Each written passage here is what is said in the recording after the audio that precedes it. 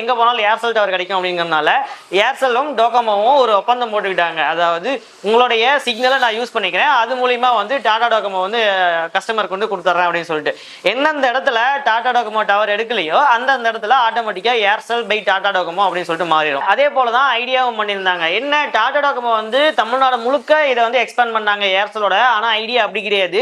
குறிப்பிட்ட சில டிஸ்ட்ரிக்ட் மட்டுமே பார்த்தீங்க அப்படின்னா எந்தெந்த இடத்துல வோடாஃபோன் எடுத்துச்சோ அந்தந்த இடத்துல ஐடியாவுடைய சிக்னல் எடுக்கிற மாதிரியும் இப்போ இது பண்ணியிருந்தாங்க. உங்களுக்கு வந்து வோடாஃபோன் /ஐடியா அப்படின்னு சொல்லிட்டு தான் வரும். இதெல்லாம் வந்து ICR இன்ட்ரா சர்க்குலர் ரோமிங் அப்படின்னு சொல்லுவாங்க. ஒரு நெட்வொர்க் இன்னொரு நெட்வொர்க்கோடைய சிக்னலை யூஸ் பண்ணி அது மூலியமா சர்வீஸ் கொடுக்கறது தான் இந்த விஷயம். இதே ஃபார்மேட் தான் இப்போ ஜியோவும் BSNL யூஸ் பண்ண போறாங்க. ஜியோ வந்து BSNL ஹெல்ப் பண்ணதா அப்படின்னு கேட்டா கிடையாது. BSNL தான் தன்னுடைய சிக்னல்ல 3G signal 2G signal 4G சிக்னல்ல ஜியோக்கு கொடுத்து ஹெல்ப் பண்ண போகுது. எந்தெந்த இடத்துல டவர் எடுக்க போகுது ஜியோ டவர் எடுக்கலையோ அந்தந்த இடத்துல ஜியோ பை BSNL இல்லைனா BSNL பை ஜியோ அப்படின்னு சொல்லிட்டு மாறிக்கும். இது மூலியமா கிராமப்புறத்தில் இருக்கிற கஸ்டமருக்கு ஜியோவுடைய சர்வீஸை கொண்டு போக முடியும் அப்படின்னு சொல்றாங்க. இது நடைமுறைக்கு வருது அப்படின்னு கேட்டா வந்துருச்சு.